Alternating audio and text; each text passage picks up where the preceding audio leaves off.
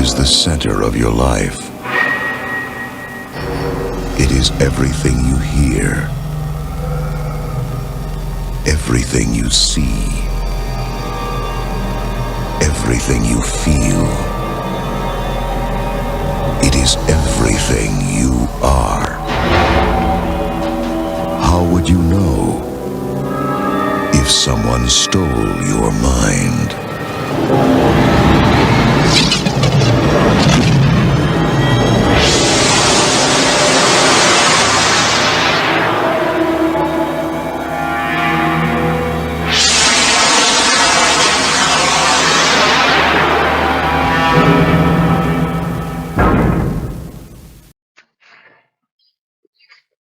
Would you like to ski Antarctica?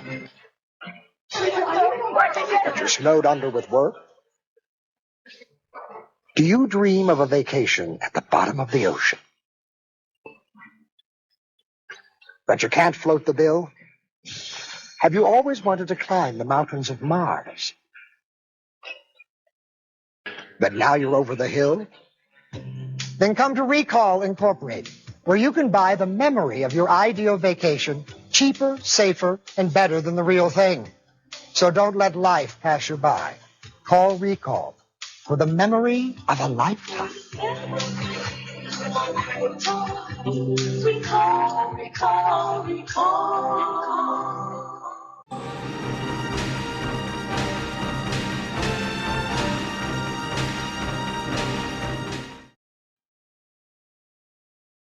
See you at the party, Richter!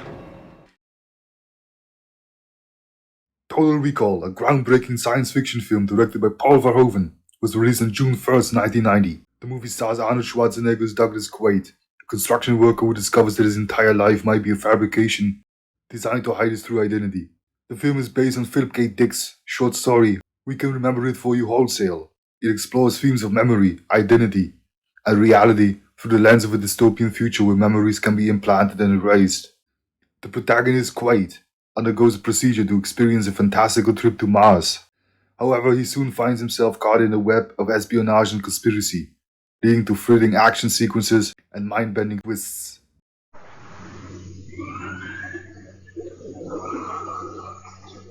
Welcome to Mars.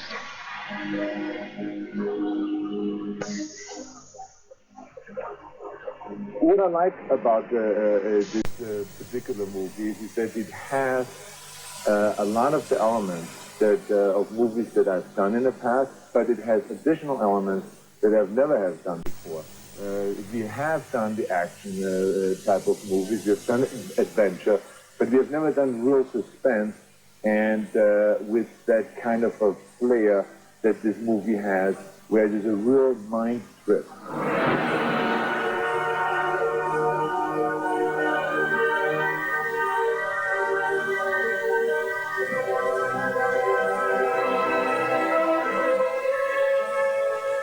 She's been to Mars and she's been around and she knows it's a disgusting place and you don't want to go there. And it's an obsessive, dreamlike quest for him. Sorry, Quaid. Your whole life is just a dream. She's Marine now. She is a first-generation Martian guerrilla freedom fighter who's covered as a prostitute. You know, it's the basic role. He's the be-all and end-all on Mars. There is no limit to his powers on Mars. And he relishes using that power. He's a wild card. He's a know-it-all. He's self-obsessed. He's not a good team player. A lot of the characters I play.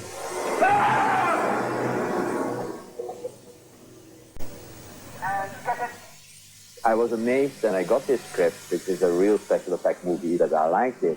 But there was a real, something different that I couldn't find in the other script. Because it has something, for me at least, it has something to do with the human mind. I saw Robocop, which was the third film that I've seen that Paul Verhoeven has done. And I was then convinced that only he would be the right director for the project. Everybody be careful, yeah? You just kind of see what he sees about his energy. mostly, lays energy. I mean, he just does it a certain way, or he likes to do the scenes. He was Decker Spain, and he dropped the thing there. And so he's moving side to side. This is much more difficult than Robocop. It has a much wider scope. So you're working with 3 units here. The first unit and the second unit would just picks up action stuff and prepares action stuff, and then there's a blue screen unit, and all 3 work more or less independently, and it's very difficult. Paul definitely knows what he wants, so there's no doubt in the film who the director is. Good story we're telling. So you have a big scope, but still I'm focusing on what I like in filmmaking, that is how people behave and interrelate with each other. Melina, from the first frame to the last frame, you never sit still. Just moving, adventure after adventure, action after action, thrill after thrill.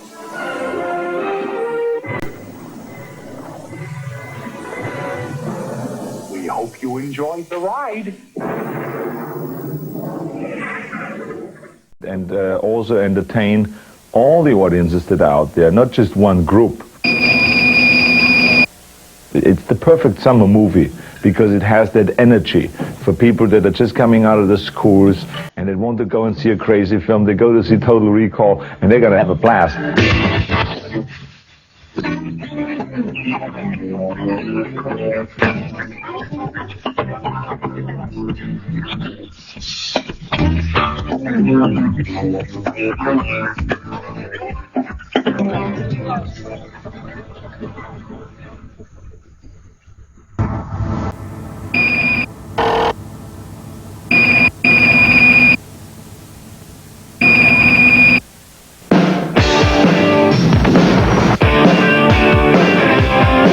It's showtime.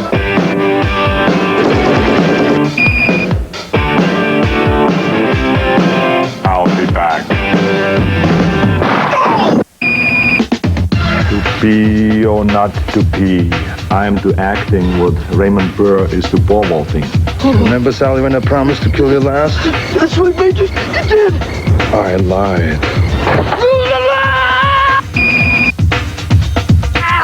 My name is Julius, and I'm your twin brother.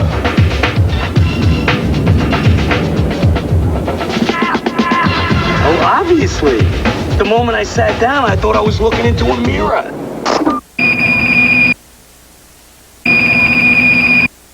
You're coming off of Twins, which was a really successful comedy, and everybody liked it a lot. And now you're going to Total Recall, which is this really hard-edged, really tough action picture with a lot of violence. Why the change? Why not? It is the most incredible thing I've ever done in my life. It's the craziest film I've ever done. And so I think that it really will surprise everyone, and it will really entertain everyone. It's great when you open up a film right away, bang, bang, bang, you know. There's some action there, and sex and madness. It's terrific. Doug Quaid, the character that I play in the film, is a character that is actually a very vulnerable character and a very innocent man who is doesn't really know who he is. Howdy, stranger. He thinks he's one guy, but in the meantime he's another guy.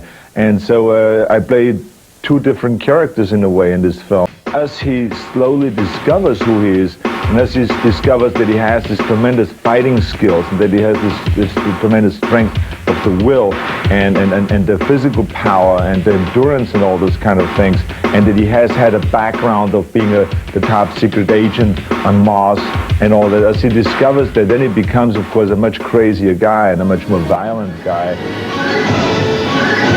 The guy has a choice, really, to decide on the end of being the good character or the bad character, and he chooses then to be the good character, which of course I'm then playing myself, obviously.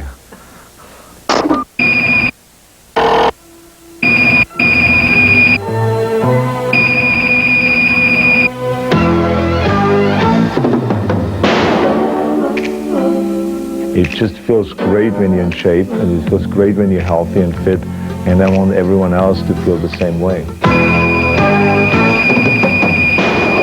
What that basically means is that you're responsible for creating much more awareness in the area of physical fitness and the importance of physical fitness.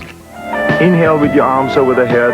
Exhale when your arms come down. Now make sure to keep those knees bent and the buttocks tucked under. It's important to bring the president in there, and have him connected to the whole thing because it's called the President's Council on Physical Fitness. I know out of personal experience what it feels like to be fit and to feel strong and to feel energetic. It has an impact on your entire life.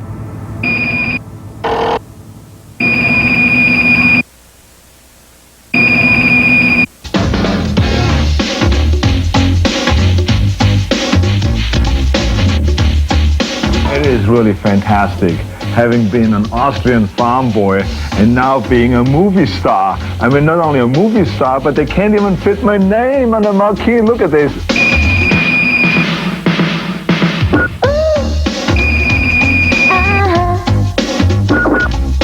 This film, Total Recall, really represents in some way the changes that you've brought to action films. I mean, I remember you said that like 10 years ago, most guys in action films were what you call them skinny rats.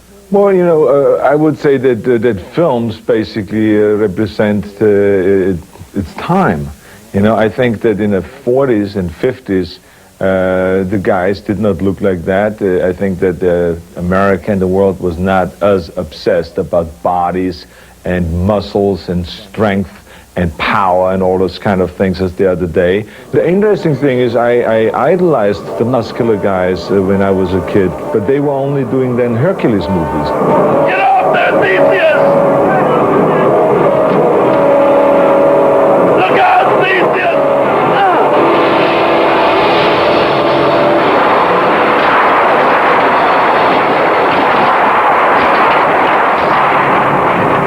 Thank you, Hercules. You came just in time. When I saw those guys in the films, I limited myself in a way by saying, if I win the world championships in bodybuilding and win Mr. Universe and all those things, I would like to get into movies myself. And I would like to do these Hercules films. Because that's all I thought you can do if you have a muscular body. I've been here thousands of years. I'm bored. Don't interrupt your father. I'm tired of the same old faces. You're staying here. Imagine coming to this country in late 1968 and then getting a phone call a few months later saying, we want you to star in a Hercules movie. I said, wait a minute. Wake up, Arnold. I couldn't believe, because these are only the kind of things that you read about and you say this is fake. It doesn't even look like me. Look. What are you doing? Oh, wow. I'm a farm boy coming off the boat from Austria, and here I'm asked to star in a film. So it was a great beginning in a way. I didn't know what I was doing, but it was a great beginning. Who are you? Conan.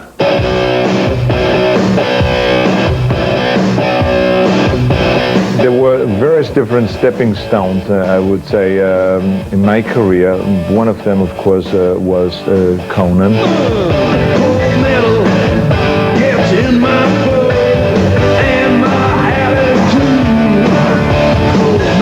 It was the first time where I did a film with that kind of budget, and where a studio like Universal Studio putting $20 million behind the promotion worldwide, and that was great because it all came kind of towards me because I played the title role.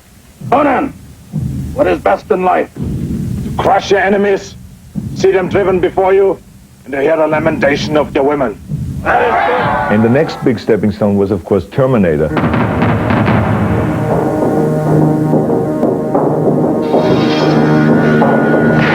In Terminator, I think that people became aware of the fact that I don't have to really take my shirt off or run around and expose my muscles in order to sell tickets.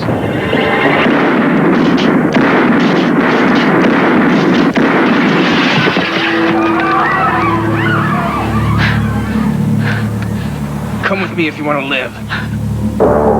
After I've done Terminator, and we have seen it being more successful than the Conan films, people then sent so many a variety of different scripts that were all in the action genre, but they were not muscle movies or Viking movies or pirate movies or anything like that. So that was a great change for me. And then, of course, the next big change took place when I did Twins. This is the most unfriendly acts you're committing. I mean, I don't know what the problem is, but I'm sure it can be resolved without resorting to violence. It, I think, made everyone now feel comfortable with the idea of me doing a film that deals with comedy and with humor, and to do something else besides just punching out 400 guys in 2 seconds. Either bed will be fine. I always sleep on the floor. In most films, I've never had a chance to have a romance on a screen because of the situation that we were in.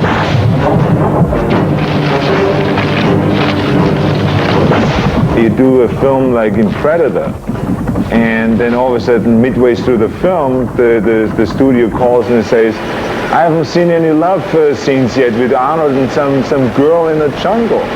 When you have this predator monster hunting after you in a jungle and is wiping out all your soldiers around you, so then you have this girl and says, well, listen, why don't we have a little action here? And I'm sure he will understand. There's no room for love scene. I mean, my love interest is my gun at this point. You know, that's where it's at.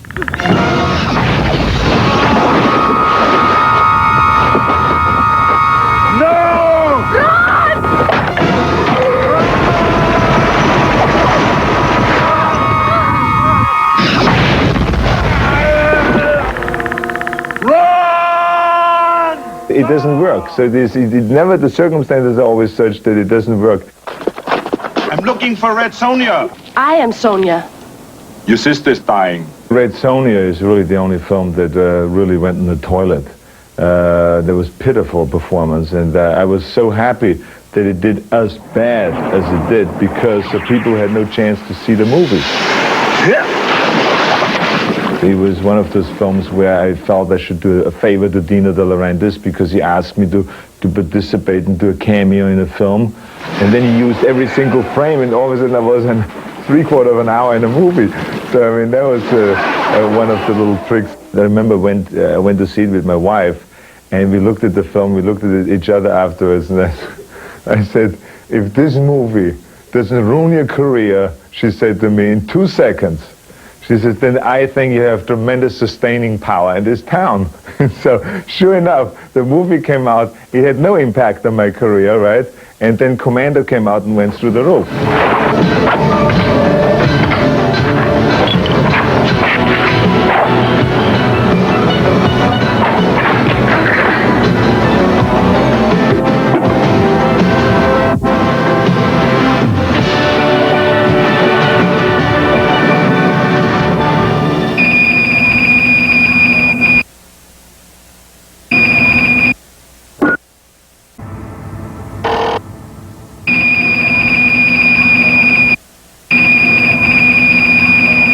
In Total Recall, I go to a place called Recall, which is in this futuristic time a place where you can go and get a fake memory, where you don't have to actually go on a vacation or go to Mars or travel around the world or climb the highest mountains or ski the fastest or any of those things. You can get a memory implant that makes you totally believe that you can do those things or that you have done those things.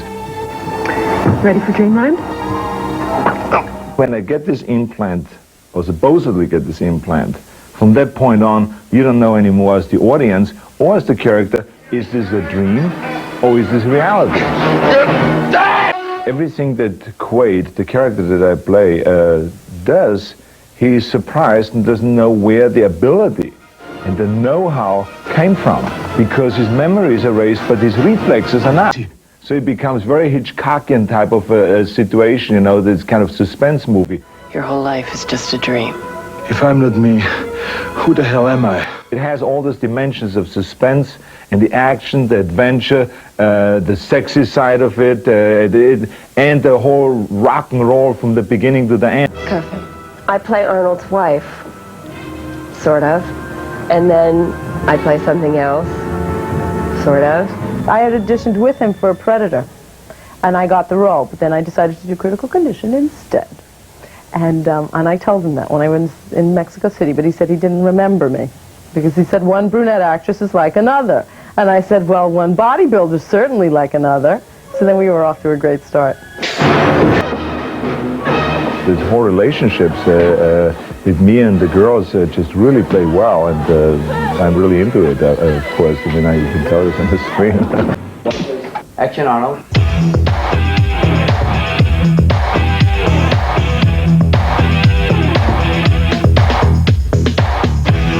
There are certain films that when you read the script, you realize that a special director has to be hired for this project because it's a special project.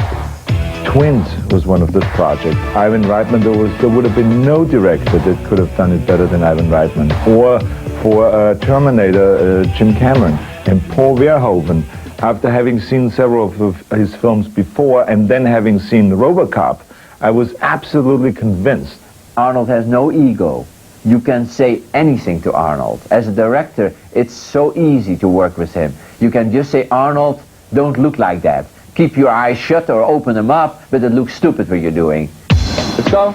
We went over to the hotel to rehearse a scene. And so we checked in downstairs at the counter, which was kind of a weird atmosphere because they saw Sharon Stone being there, and two guys, Paul Verhoeven and me, asking for a room. So we went to the hotel room, and they were pretty amazed that two men went in with this girl. For how long do you need the room? I say, for 2 hours. So that, of course, really blew this guy's mind, right? He said, oh, now we know what they're here for. We were trying to do the scene on the couch, just sitting there in the chairs, but it didn't work because it starts out, they fight a little bit in bed, and then it goes into a kiss. Paul says, yeah, as he usually does, he never can get the words out. I cannot get the feeling. This is great. I cannot work it. Let's go into the bedroom. So Arnold lays down in the bed. I get down beside him. I'm kind of nervous, you know. I'm sitting there and I'm looking at Arnold. Paul's going, no. You've got to be sexy with him. And out of nowhere, Paul would just charge and dive into the bed with us. And Paul's like kissing Arnold. And pounding away on my chest. You guys are really cute together. Of course I kiss Arnold. I mean, the director should give the good example, isn't it?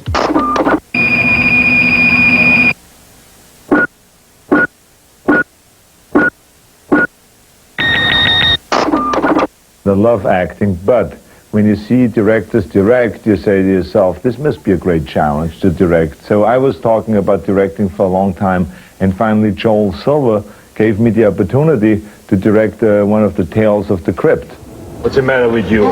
Want to keep that 90-pound corpse for the rest of your death? Keep pumping. I like being multi-talented in this industry.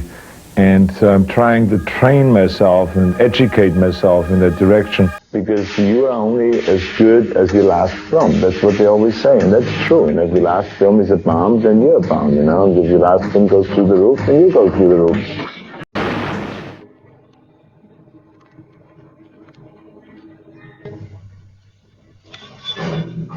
Welcome to the frontier of filmmaking. Carolco presents Total Recall, the long-awaited science fiction thriller coming this summer. Total Recall is directed by Paul Verhoeven and stars Arnold Schwarzenegger with Rachel Tickerton, Sharon Stone, Ronnie Cox, and Michael Ironside. Set in the year 2084, the film tells the story of a man who discovers he is not who he thinks he is.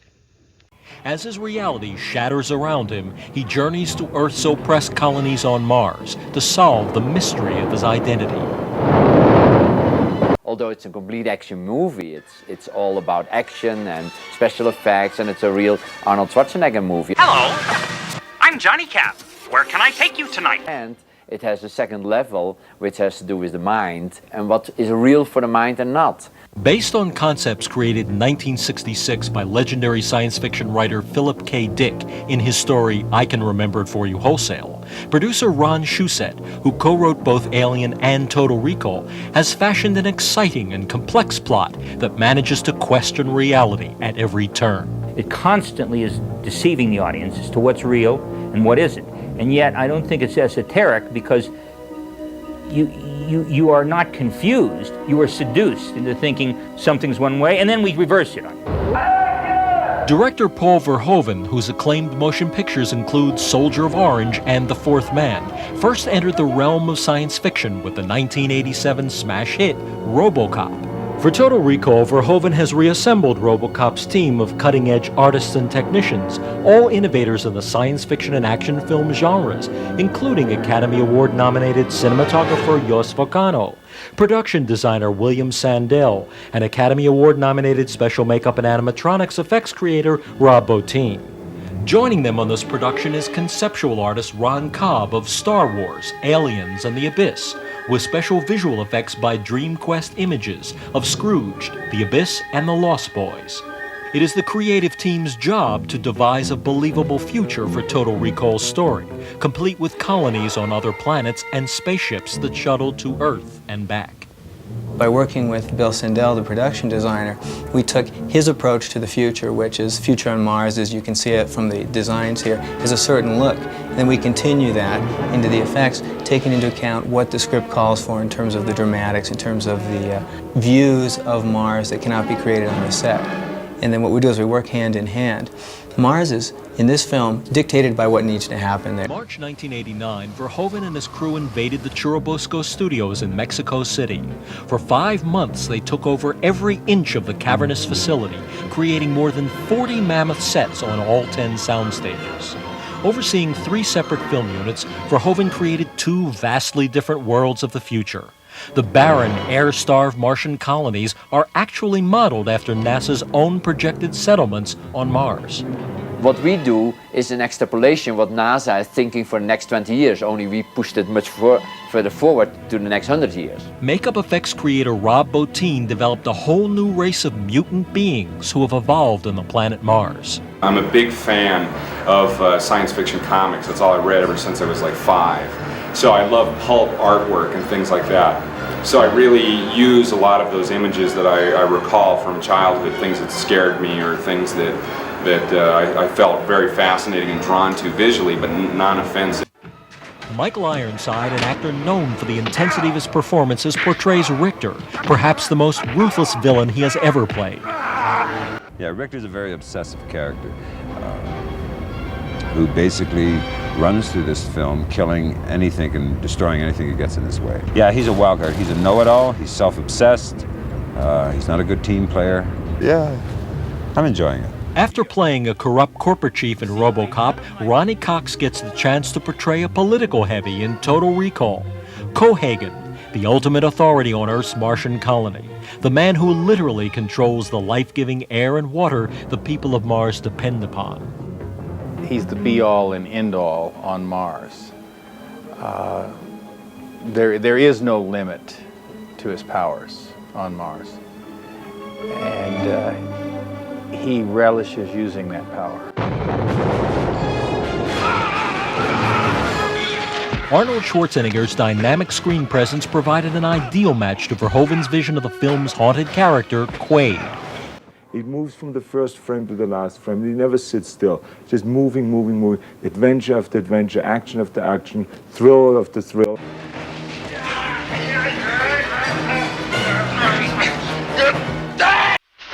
It was a dream project. If Arnold's body is the perfect vehicle for his soul, this movie is a kind of perfect vehicle for Arnold. I feel like I was meant for something more than this. This was a very action-oriented picture, very special effects-oriented picture. And of course, this had the brilliance of the Phil Dick concept to play off of, and that's why it was such a milestone movie. It was a thinking man's action movie. Sorry, Quaid. Your whole life is just a dream. Is it the reality of a dream, or is it the reality of somebody that has a dream but comes out of the dream? My name is not Quaid. Total Recall was just an action-packed movie. I think it was probably 74 that I optioned this story. It was Phil Dick, who was then not a known author at all. Phil Dick was a struggling pulp writer most of his career until Blade Runner got made. Phil Dick is concerned with what is reality. Virtual reality, the idea, you feed the senses and your brain will construct an entire world inside of your mind. Philip Dick went into very well and very clearly that if you have a virtual reality, you can't tell the difference. I mean, it's not as if you have a bad, fake virtual reality. I mean, the beauty of the concept is that, no, it's a virtual reality that's indistinguishable from reality. Your brain will not know the difference. The original Total Recall, which was then called We Can Remember It For You Wholesale, it appeared in one of those magazines I always used to read, Galaxy and Fantasy Science Fiction. And it appeared there, and it was a 23-page short story. This was the first story that knocked me right out, which I knew could make an incredible movie. I knew it would be incredibly expensive. I optioned that for $1,000 up front. I became aware of Dan O'Bannon's work. So I went to meet Dan. He had just graduated from USC. He was about 28 then. And he said, look, I think we can work together. And we launched in full speed into trying to make Total Recall. And everybody said, no, it's too expensive. Most people who read the first half of the script felt it was one of the best screenplays they'd ever read. But everybody also kind of agreed that it fell apart somewhere in the second half. There were 40 drafts, but the last draft and the first draft were really essentially not different, like in the point that nobody had solved the third act. The second act didn't come too hard. About a year it took us. But 3 or 4 years before that third act, the inspiration of everybody can relate to our air is choking. And when they punished the Martian mutants, they just threatened to cut off their air. So when they did that to them, then the hero could do this larger-than-life gesture if he could turn the device that the aliens had left millions of years ago buried, and the whole planet would get atmosphere. So we had our ending, and the whole story seemed to just fall right into place. Total Recall was around for years and years and years, and it went from one place to the other, from one producer to the other, from one studio to the other, and it finally settled with Dino De Laurentiis. There it stayed for a very long time. Many directors were attached, like Cronenberg, for example. As I recall, there were 7 directors. Most prominently sticking out in my mind was Richard Rush, who did The Stuntman. He and Dino couldn't agree because he liked our third act of Total Recall, and Dino didn't. The new Mars Gets Air. I no like. I said, why? He said, air, too hard. I can't visualize. And Richard Rush said, but it's wonderful. Dino, it works perfectly. He said, Dick, I can't go with you as director. I don't even want to go to Mars. And I said, well, you can't take that. It's in my contract, Dino. He said, it'll never get made. I said, fine, I'd rather never make it. And I said, Mars is in and Mars Gets Air. It'll work. It's the first ending that's worked. Dino, show it to another director. So one day, I get a call. He says, Ron, I love you so much I could kiss you on the mouth. You saved me. You're so goddamn stubborn, you saved me. I showed the script to Bruce Beresford. First director I showed it to, I say, take out Mars, take out air. He said, Dino, you full of shit. He said, I'm a full of shit. He's right. He said, the best thing in it is Mars and air. We go. Come to the house, we go with this version. So I went to the house, we all hugged each other, and Bruce went to Australia, and we started pre-production with Patrick Swayze in the lead. And it was during that period, after all this time, 7 years, that Dino's public company, which we had formed a year or two earlier, finally had several flops in a row, and he had to go bankrupt, and that included the Total Recall project. So Beresford called us. He says, the movie's off. Dino's gone bankrupt. He fired 80 people, and they're tearing down the sets as I look out the window. And we had thought that was it. Let's do it. Do what? Move to Mars. Arnold had always loved it, but he wasn't as big a star as he was. He read it 4 years earlier. I was always on top of that movie and checked it out because I loved that story. Dino felt that the story would work much better if it's not me starring in it. And he had his reasons for it. I was not about to argue his reasons because he had his, and I had mine why I should be doing it. Of course, that was the way it went. Drive! Would you please repeat the destination? Arnold really wanted to do it and never got the chance. Dino was very adamant you won't get it. So when the project was in jeopardy and when Dino had to sell it, Arnold rushed to Mario Casar and said, that is the script you have to buy from me. So they bought it. Within the next few hours, they made a deal. And then I get this call from Arnold, and he says, Ron, he said, get ready, pack your bags, we go. We're going to make the movie. I said, what movie? He says, isn't there a movie you've been trying to make for about 10 years? I said, oh, it's in bankruptcy. He said, well, I just took it out. Pack up. We're making the movie right away. And that was it.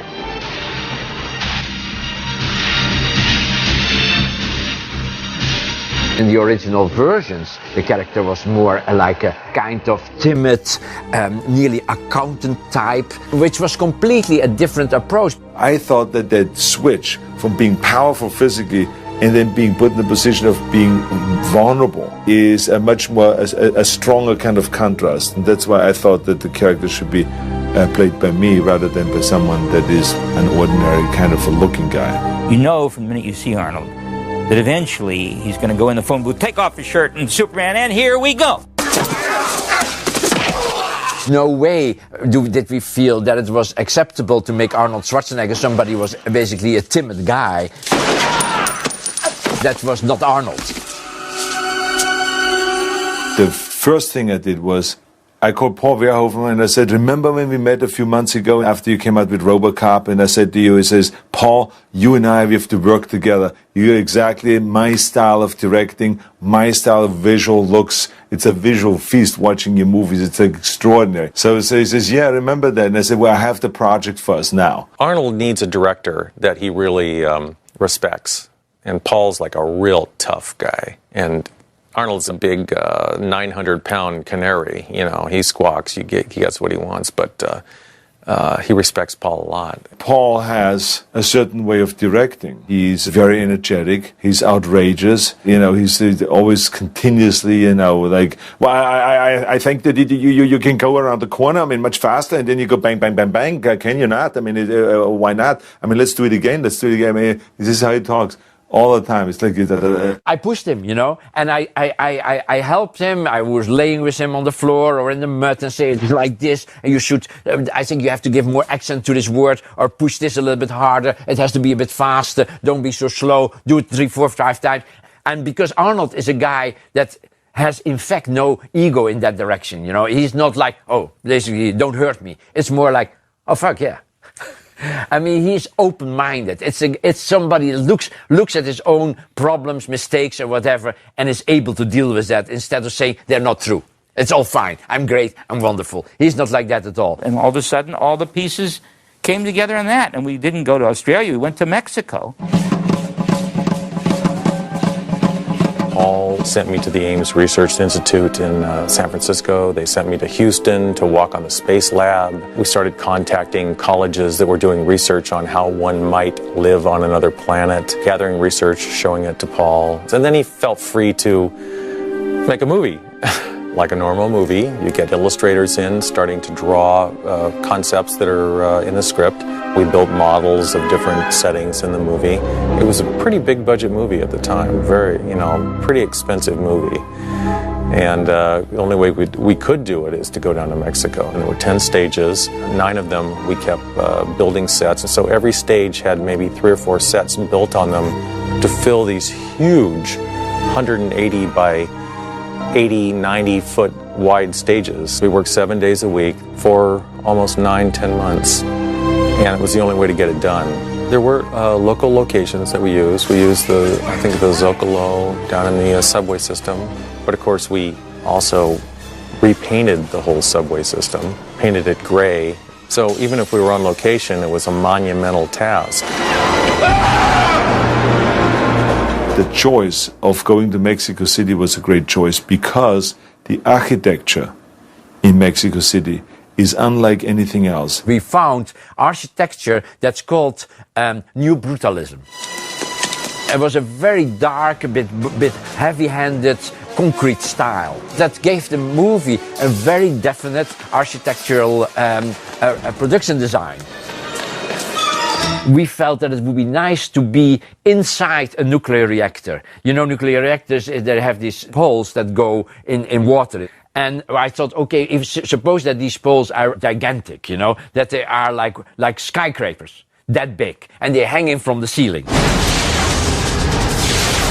What we found, which was skyscrapers that were designed, let's say, in a kind of really a bit surrealistic way in the beginning of the century. And Bill Flandel was looking at these things, and then somehow he'd say, well, you know, that's something like that, but how do we do that? It would stick out of the ground and something like that. And so we threw it on the ground, the book.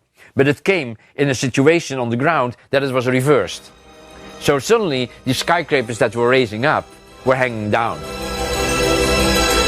And then we looked at it and looked at each other and said, wow, that's it, that we're going to do, that looks great. The experience in Mexico working with Arnold and the crew, and the Mexican crew we had, which was a great crew too, I mean, was wonderful. And I think back to Total Recall with a lot of warmth and pleasure. Everybody be careful, yeah? Whenever you shoot in Mexico, that weeds out right away the strong from the wimps. You know, you're in the middle of like the smog capital of the world. The breathing was like 2 packs a day of cigarettes just to breathe the air in Mexico City. Our producer / UPM, Elliot Schick, one of the toughest guys in Hollywood, had to be medevaced out. His eyeballs bugged out. Paul was very sick near the end. They used to have an ambulance, I think, on the set for him so that they could, give him fluid and everything to keep him going. And one had to be constantly mindful of the sprinting distance to the nearest restroom at any time you were filming, and that, of course, added a layer of complexity to what we were doing. The Americans sometimes get really carried away with all this kind of stuff, living clean and not to get any germs noticed. Everybody laughed at me because I was a complete hypochondriac. I was terrified to go to Mexico. I wouldn't brush my teeth with any water but bottled water. And finally, every week I insisted on a B12 shot.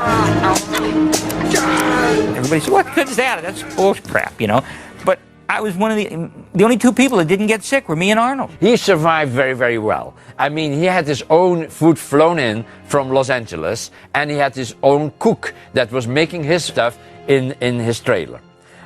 So the only time that he got sick was when his cook got sick and he had to eat with ass. It was clear that to keep the budget in balance, we could not afford, next to Arnold, some other people that would be extremely expensive. Rachel came in the first day and Sharon came in the second day.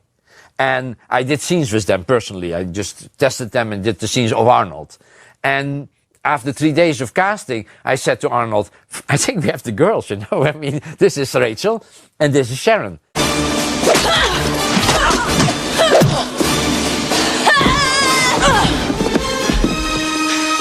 It's nice to be aggressive, every once in a while. I mean, in the martial arts thing, we were punching pads, and I really found that enjoyable. I mean, now I understand why people have, punching bags in their homes. It does. It gets out a lot of aggression. So I get into it. What a bitch.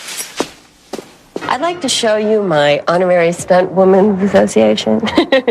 I earned this, okay? Sharon Stone was terrific to work with because she was as dedicated as all the other ones were. She was training like a machine. I mean, she was like the female Terminator. I shot for a couple weeks on this film and then went home and came back. When I got home the first time, I looked like a Dalmatian because when you throw a punch and it just stops against Arnold's arm, it's like hitting a brick wall about 60 miles an hour. I was just black and blue and sore and I couldn't believe it. You know how much I hate this fucking planet.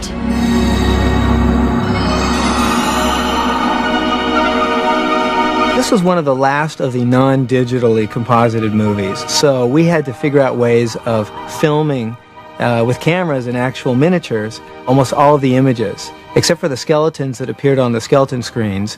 Everything that you see is something that has been created and photographed by camera. Well, that's a rumor, isn't it? Think so. For example, when we see Arnold on the train heading into the Mars City, the camera pulls away from that. You see Arnold in the window of the train. The camera pulls up and you can see all of Mars. It's a geography shot. It sets the exposition of what Mars looks like. And that was done with 3 different scales of miniatures and motion control camera moves that tied them in together. Very complicated and very difficult to do. I think back now when we have the ability to digitally enhance shots, how much easier things like that would be if we were doing them today.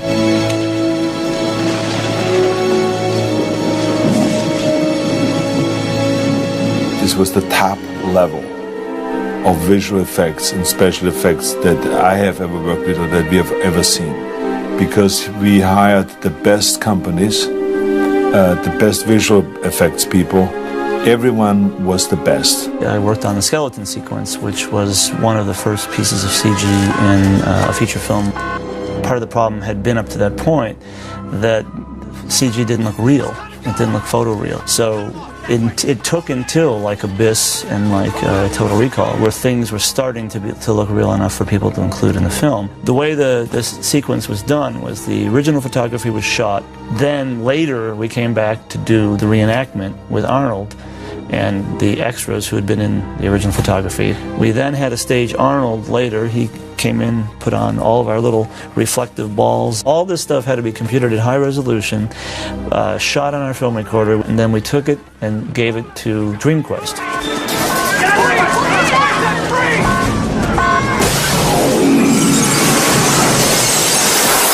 The funny thing was that the technology at the time made this whole sequence, which now you could probably do on your PC. There's a scene in the middle of Total Recall that was, one time was pulled out of the movie, which is where they actually land on Mars. You see all the trains and all that stuff. That scene was going to be not done for financial reasons.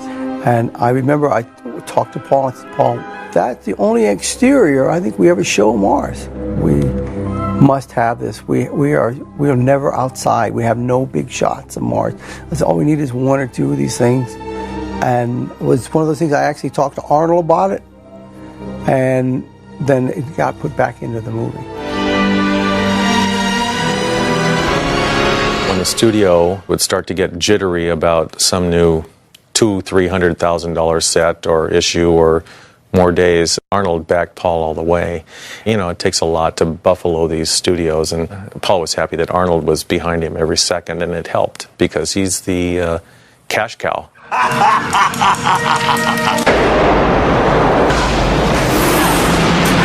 We have a scene at the end of Total Recall where they're being sucked out of this, of the things that activate to make the air. Well, as we were shooting the movie, Paul had the idea of tilting it so that they would be hanging this way, and it would look like they don't have to have any wires or anything that way.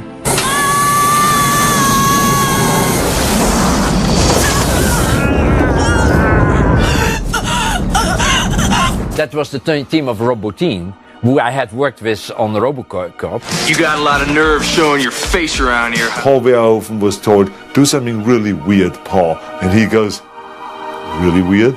Yes. Of course, the people looked stranger than in any other movie that you've ever seen. All that stuff was done by Robotine. Basically, doing makeup effects, special makeup effects for the picture, and also doing special visual effects, character visual effects, like people transforming, things like that. The difference of the two is that the first, which is the special makeup effects, are applying makeups and things to an actor, so it changes their physical appearance, and they perform with those. The special visual effects, or the character effects, are basically cable-controlled creatures or people that actually transform. There's no actor involved.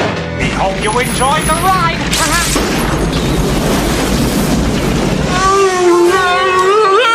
The fat lady. We used a real actress so you could see, oh, she looks like him. You start laughing, you think it's Arnold, but then her face splits open.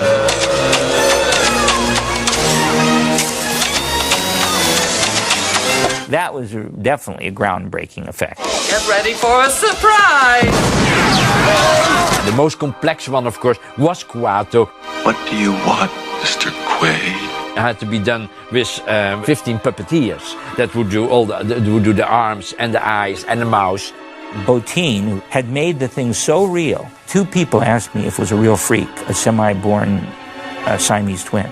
No wonder he kept out of sight. Our visual effects work on Total Recall was given a Special Achievement Academy Award, and that means that the Academy votes in advance that this film has sufficient merit for it to be announced prior to the award show. So we knew we were going to win. It was a peak moment in my life for us to go up on stage and stand there, in front of 1 billion people watching and accept the award. With Total Recall, I sort of could go out a little bit further and try some different things and become a little bit more experimental.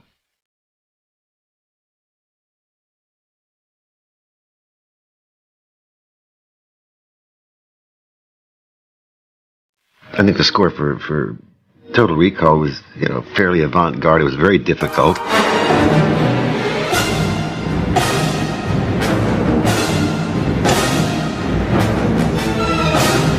remember reading at the time a lot of the criticism of the score was there was no theme, which was nonsense. There was a very strong theme that ran through it. It just wasn't perhaps one of those kind of things you could go away whistling or something, but it was very thematic and it went through it all.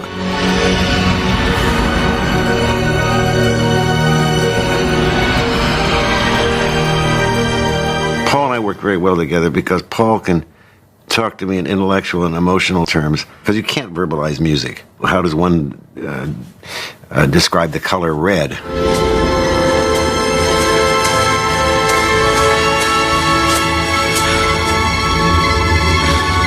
And more violence last night on Mars, where terrorists demanding independence once again halted the extraction of turbinium ore. The political background for this movie really comes out of the 60s and the 70s. The idea is that, government is bad, even if it's our government. Usually you're allowed to say the other government is bad, but this was the world government that they lived under, and it was oppressing the people of Mars. Sir, the oxygen level is bottoming out in Sector G. What do you want me to do about it? Don't do anything. But they won't last an hour, sir. Fuck them. The political idea was, of course, the abuse of the dictator, based on the fact that he wanted to get as much money out of it and put as little money into it. That, of course, was the theme of the movie. The first settlers are buried here. They worked themselves to death, but Cohagen ended up with all the money. It was an evil empire created on Mars that was, making the people kind of work for their oxygen. I mean, it's a parable for our times, and it's a riot of commercialism, gone amok, all of these brand names and mutant people and their kids, and you see what, what this greenhouse effect is about to do to us.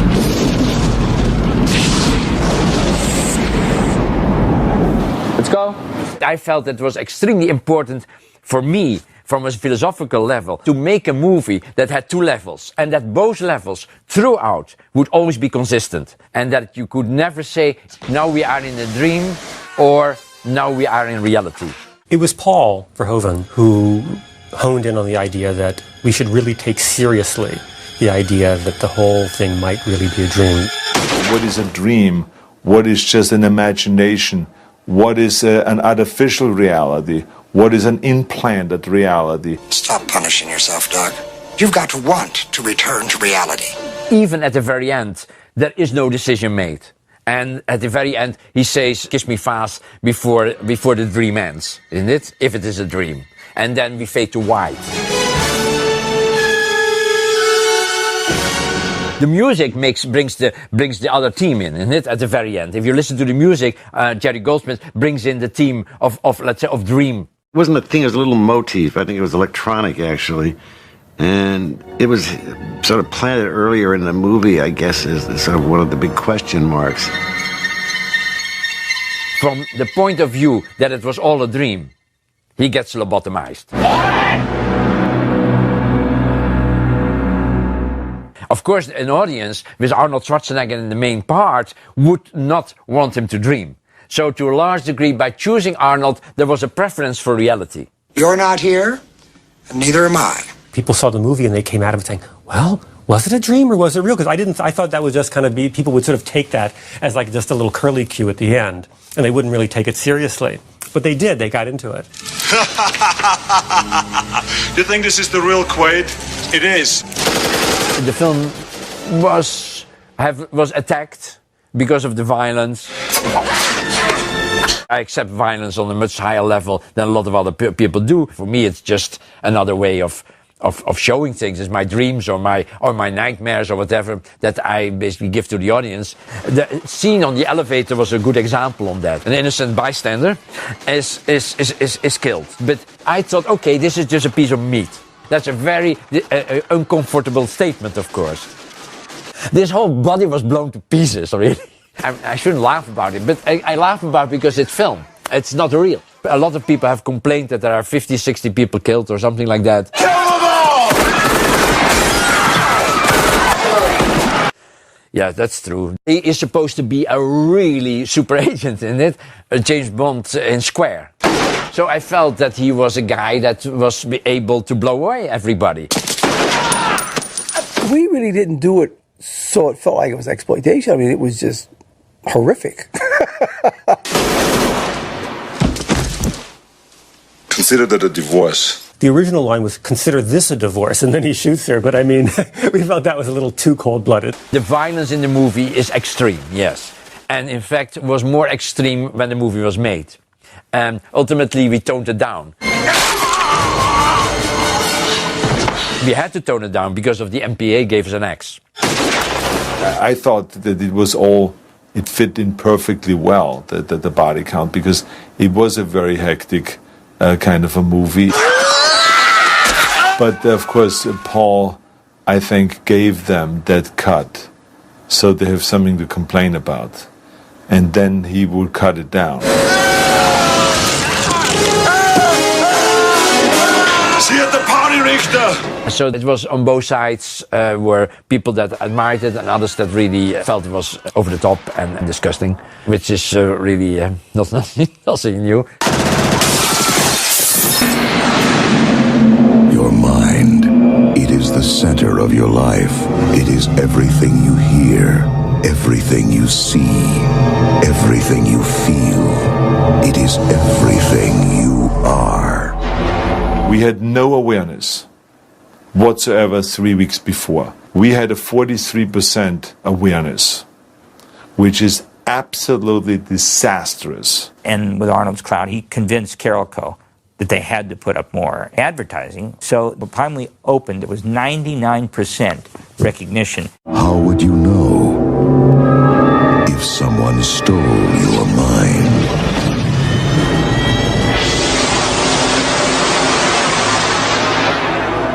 I think for its time it did very well. I mean, it made a lot of money, and all over the world, I think at that time it was $250 million. It was a big hit. It opened very big. And everybody really liked it. Whenever I go anywhere in the world, Total Recall is always mentioned. Everyone in the world recognizes the title because the movie was so big. That just shows you how big it was in my career, how important it was in my career. And it really made me make a big leap forward because of Total Recall. Consider that a divorce.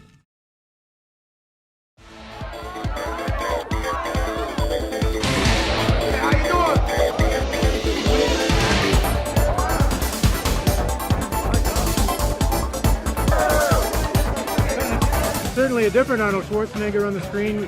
Is that your opinion up there? Well, it is different because it's really the first time I had a chance to play two people in one film, to play the evil guy and to play the good guy, and on the end to have this struggle and fight one against the other, and then the love story and that double love story with a deprogrammed kind of a memory and with the memory that I had and all this. It's a very interesting and a very hip story and a hip movie, and like a lot of the critics say, it's a roller coaster ride from the beginning to the end. It's like Star Wars, Raiders of the Lost Ark, and Batman all in one movie, and that's exactly what it is, and that's why there's such an excitement all over the country about this movie. What'd you think of that film? Well, I really enjoyed it. You know, I had my brain stolen a couple of years ago, so I can really relate to the Arnold character. Do you think it's a new thing for Arnold? I mean, a little different from what he's done before.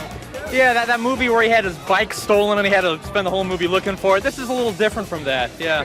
I would say that you've never seen a movie like it. I mean, the special effects are to die from, literally. Yeah, I think it's something different than anything we've ever seen. I mean, I got to tell you, action picture, but it's like being on a roller coaster ride. It really is, and it's a hell of a ride. I'm not kidding you, and Arnold's bad. I gotta say it. It was really good. Really enjoyed it. Oh, it's action, roller coaster, excitement. I mean, it's great, great. Yeah, this is some movie. What about it different for Arnold? I don't know about it different, but a lot of action. I thought all this movie action. What's different about it? I like that. Soon as right off the screen, there you were, boom, boom. Kicking butt, I like that. My kind of man, you know what I mean? I love it. What's next?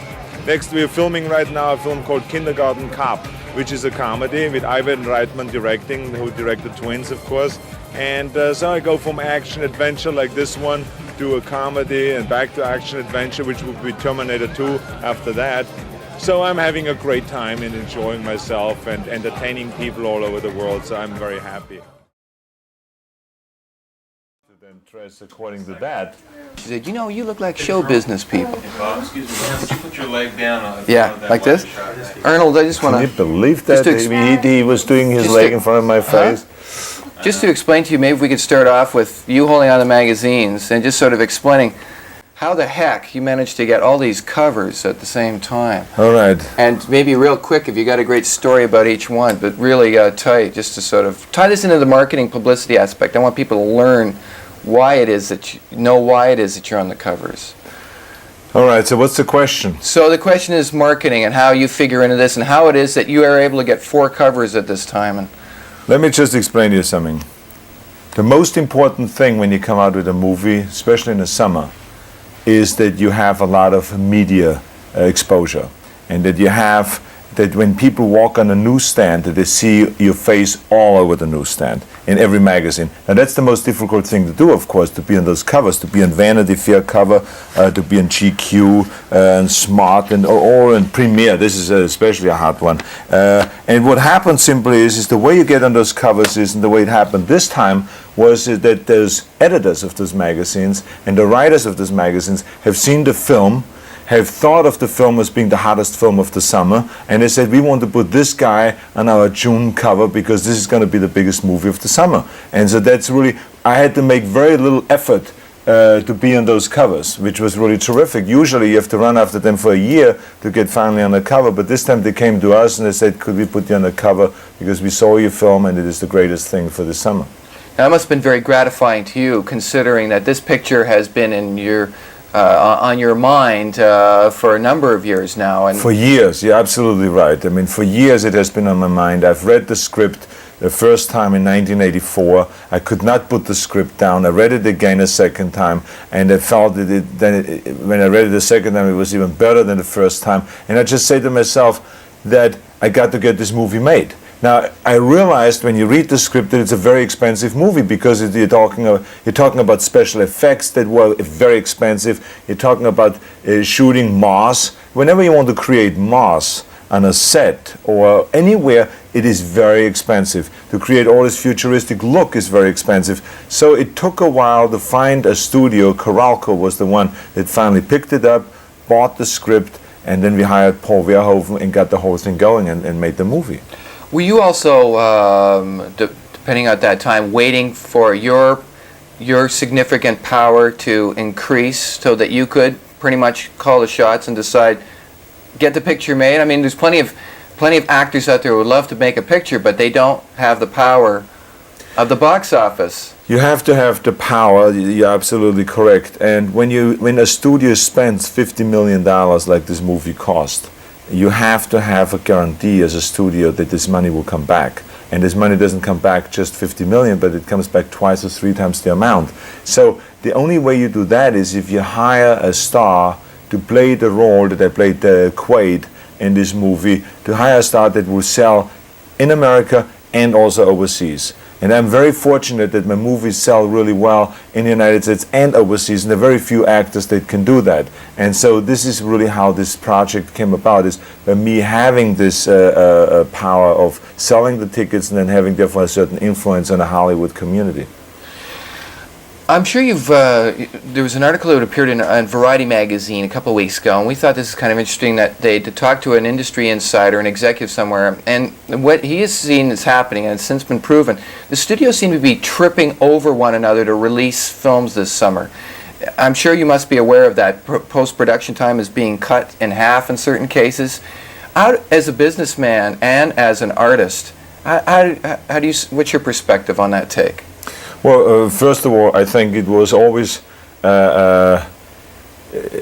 common knowledge in a Hollywood community that the summer is the hardest time to release a film, simply because everyone is out of school. So the amount of tickets that you can sell is just so much larger than maybe in the spring or in the fall when there's tests in schools done and all those things. So it really works to your advantage to bring out a movie in the summer. So now the trick is how early in the summer, so you have a ride all the way through the summer. So everyone is going out and the beginning of summer, because then you have a chance to sell a lot of tickets. So what happens is the 10 monster movies of the year, the most expensive movies, the most talked about movies, the movies that are the hottest of the year, are the ones that then come out between the end of May and the beginning of July. This is the 6 weeks where everyone then comes out with a movie. And there's a big battle, and I call it the heavyweight championships of the world, where all the studio executives and all the actors and producers get in the ring and slug it out that month. And then whoever is left over, this is literally the survival of the fittest. So when you have the best movie, you have a chance to go all the way through summer and cash in and make the big bucks. And we, of course, feel that we are the one that can do that this year. Everyone moved out of the way. We're the only one that is releasing on June 1st. No one would dare to come up against us, and because we're going to just move through it. And at the same time, I say, I hope everyone else is making their money back and is successful, because that's what it needs in order to make more movies. One last quick question. I'm doing a piece on firearms and weapons, and how do you feel your responsibility? A lot of your parts are built in with action genre. Part of the action genre is weapons. What's your responsibility to using weapons and firearms when you're making a motion picture? Well, it is very simple. If you have a story that is like a gangster story, gangsters had firearms, and so you use them in a movie. If you do a movie like Total Recall and it is written in with firearms, you do use firearms. Or Terminator uses firearms, so you use it. I feel quite comfortable with that because you're playing a character. The important thing where I feel you have to be responsible is that you then go out also and do interviews like the one we're doing right now, not only to sell the film, that's one dimension, but also to let the people know who you are. Who is Arnold? Arnold is not the guy that runs around with weapons all day long. I'm not a collector of weapons. I mean, I can care less about those things. I mean, I think that if you're into that sport of shooting and so, then you can have it. But other than that, it's really only meant to be in movies. And so they get an idea of what the real Arnold is, that I'm not a guy that is into weapons, that this is just a character. I don't promote, for people to have weapons or any of those things. Great. They're wrapping me, and I've gone over time. All right. Thank you very much for your time. Out of her little bed, and then I took her around the house. Well, Arnold, I hate to interrupt you midway in your little talk and dissertation about Catherine Eunice, your baby. How old is she now? She's 5 months. As a matter of fact, we just were over in Cannes at the film festival, was promoting Total Recall, and we took Catherine with us, and she was the big hit over there, and we celebrated her 5-month birthday over there. So she's a little bit over 5 months now. Does she look more like you or Maria? That changes all the time. I mean, at first when she was born, I didn't know who she was looking like, although my mother thought she was looking more like me, and Maria's parents thought she was looking more like her, and all those things. I didn't see anything. I mean, it's just this little baby. But now I see much more of me in there, certain features of me in there, and also certain of Maria. It's kind of a mixture now that just like her eyes are totally like Maria, or the hair is like Maria, but then the cheekbones and those things are like more like me. So it really depends and then also who is looking at it, Sounds to me like she got the best of both of you, so lucky girl. She did, lucky yes. Baby. That's right. We're here to talk about Total Recall. Arnold, I think you guys have the blockbuster of the season. Well, thank you. I appreciate that. Wow. I'm so happy when the press and the critics are saying that Total Recall is like the big hit of the summer.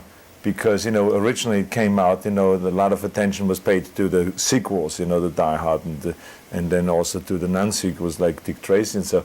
But now, all of a sudden, as people see some footage or the whole film, they say, well, this is the movie of the summer. So I'm, of course, delighted about it. Do you worry, though, when you have a new film coming out? And especially when you're against as much competition as you will have this summer? Well, first of all, I believe that competition is very good because it makes you perform much better. As soon as you have competition, you think about every minute, how can I do better my performance? How can I make this movie better? How can I contribute to make this a important film and get the best talent together and so on? So I like competition like that because it makes it just go all out. And I think that our director, Paul Verhoeven, feels the same thing. But it does put you under tremendous pressure because unlike any other profession, in this profession, everything you do is always public. So if you fail, it is public. If you go through the roof with your movie and it's a big hit, everyone will know about it the next day. So you have to be very careful with the things, and it puts a certain amount of pressure on you. But that's why I'm in the business. I like this pressure. I enjoy being out there with the movie and being out there in a month like June, which is like the heavyweight championships of the world in movies. You know, I mean, that's where Michael Eisner and Mario Casar and Peter Guber and Tom Pollack, of all the studio executives, step into the ring and beat up on each other, and also all the stars. You know, so everyone is stepping into the ring and is beating up on each other, and whoever is coming out alive on the end, you know, is the winner. That's the way it goes. What do you do if you run into like a Bruce Willis or, you know, somebody that you're up against at this point in time? You know, do you all just josh about, you know, mine's going to do better than yours, or how do you talk about it? You have to understand that we all have, you know, a lot of things in common. You know, we all are into the acting and making movies and entertaining the world and all those things, and we all are under this pressure. And we all are trying to get, you know, a certain amount of money and doing a certain amount of pictures. So I think there's a very interesting kind of atmosphere there when we get together. Like 2 days ago, Bob Zemeckis and his wife organized a party. And Bob Zemeckis, of course, did Back to the Future #3, #2, #1, and many other great movies. And they organized a party for the movie makers and the talent of summer movies. So all of the characters that you're talking about just now all came together to Bob Zemeckis' house and celebrated kind of the coming out of the movies this summer and being out there under this pressure and the press looking at us very carefully and dissecting and analyzing the movies and so on. And it was very humorous. As a matter of fact, it's the kind of a party that someone like you should have been there. Just invite me. No, but you know, I'm just saying, ideally speaking, of course, it's a party that you don't want to have press there because who knows what anyone will say at this point, you know what I mean? But it was so humorous for the people out there to see what goes on in a party like this, how every actor complained about the studio is not doing enough for the promotion of the movie. Every director complained that he's not getting the right attention from the press. Every producer complained that he doesn't get any attention at all because he's behind the scene. And this was like a common complaint evening. And we were like toasting to each other and all. It was a great atmosphere, but it was just funny how everyone feels that they are not getting enough attention out there, and that maybe because of that their movie is not going to make it as well as another movie and stuff like that. And it was wonderful to get together like this and to share our common problems that we have. And but it was good also for them to all recognize that Total Recall is a force to be reckoned with out there. This movie has some humor, but I have heard and read that you really wanted to insert more one-liners and more humor, and the director just wouldn't go along with it. Is that true? Well, every movie that I do, I try to put as much as possible in there in the way of humor, comic relief. And although I have total approval of all the various different things, you know, from script to the movie and all those things, I would never use this or utilize this kind of power because it is a director's movie. The whole movie is really something that the director puts together. He envisions it and he should have the final say on all those things. And Paul Verhoeven felt that we should not use one-liners in an inappropriate time, and we only should use it when it's really necessary and when it fits. And he was absolutely right. Any scene that we did, I said, what about if I say this here? What about if I say that there? And every so often it was a good line that they liked, and other times they didn't like it. And I go with what the director says. He's the boss of the movie. Was any one-liner left out that you said, oh, rats, I would... No? No. Paul Verhoeven is very smart. He made the right decisions, not only with my one-liners or with the action, but also with the creation of the spectacular special effects. It's like Peter Guber, who is the head of Columbia now, said that this is a rock and roll from the beginning to the end. This doesn't stop. The first minute you sit down, you have excitement and suspense and action until the last minute. And this is exactly what it is. It's just, it's revolutionary, really, in a way, that someone can put this on screen. And Paul Verhoeven did a great job, and I'm very pleased having worked with him and having had the sense that, knowing that he's the right man for this job. Arnold, very quickly, Kindergarten Cop, is it the next one? Kindergarten Cop is the next film, which is going to be directed by Ivan Reitman again, who did Twins. And Universal Studio is releasing it just like Twins. It's the same package as Twins, basically. Comedy? It's comedy. It will be for Christmas again. Because the idea of it is that to do every so often pictures that is for the real family audience, PG, and it's comedy, and then every so often do one that is a real action fantasy movie like Total Recall, where you have this enormous amount of people out there that love those kind of movies. So I try to cater to both audiences. Well, I hope that we'll have a chance to talk then for Kindergarten Cop, because we talk nearly every time, don't we? And it's fun. Remember one thing, I totally rely on you to sell my movies, because without you, the people out there wouldn't know that I have a movie out there. So I really appreciate that you come always to every movie and that we have a little chance to schmooze here. Okay. Arnold, it's wonderful to see you. Good luck with the film. Thank you very much. Thank you.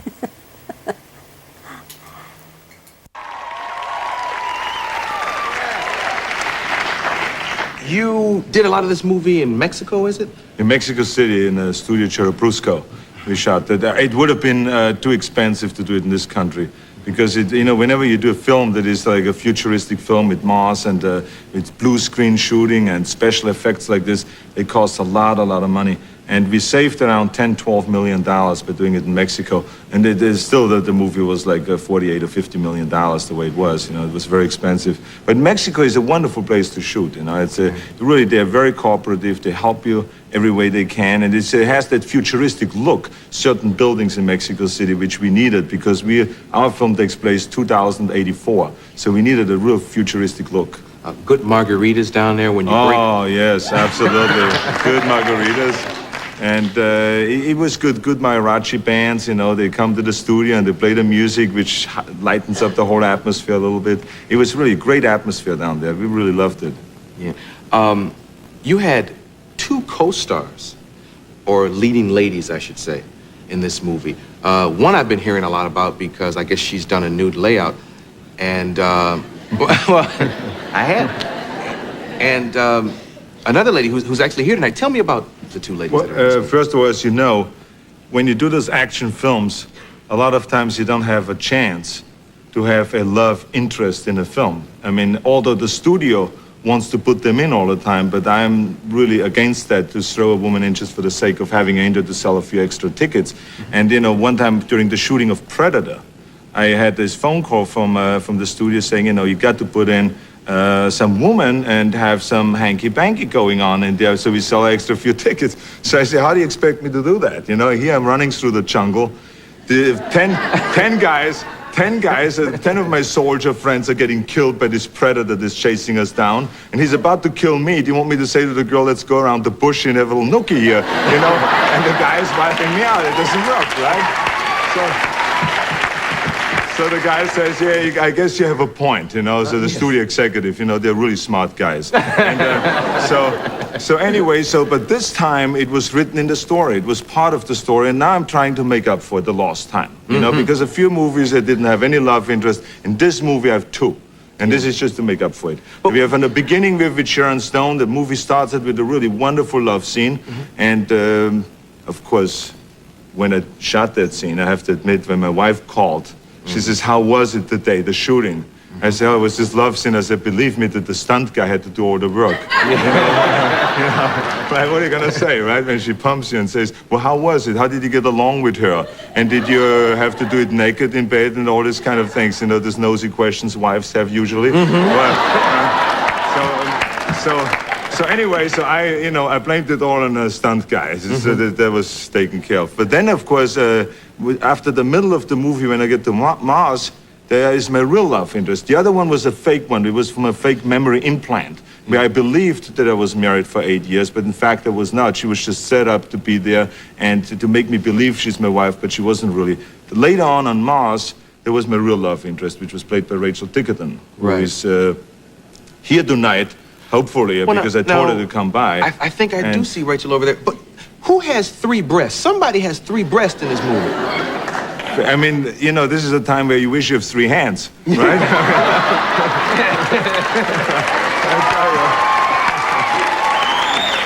Who's the actress that has the 3 breasts? Well, it was a makeup job. I mean, the women are not grown yet that way, you know? I mean, maybe in the future, in the year 2084, they will be, but right now they're not. And it's too bad, isn't it? But anyway, in this case, there was a great makeup job done, and I walk into this bar and I'm asking for Melina, which is the Rachel Tickerton is playing that character, and all of a sudden this woman turns to me and she says, "Can I help you?" And there I look down, I go, "Wait a minute, 1, 2, 3, God, you know, I can't handle that." And then I run away for Rachel Tickerton, you know. So anyway, so that's what happened. There was the makeup job in a movie with the people in there. It's the most extraordinary makeup that you have seen. I mean, just not the 3 breasts alone, but the way the way that you see the mutants and the various different characters that you see in a film is absolutely fantastic. I mean, it's really incredible. I think which adds a lot to the picture. If she doesn't mind, let's like bring Rachel out. Where's Rachel? Come on, Rachel. Let's come out here. Let's give her a hand. Come on now.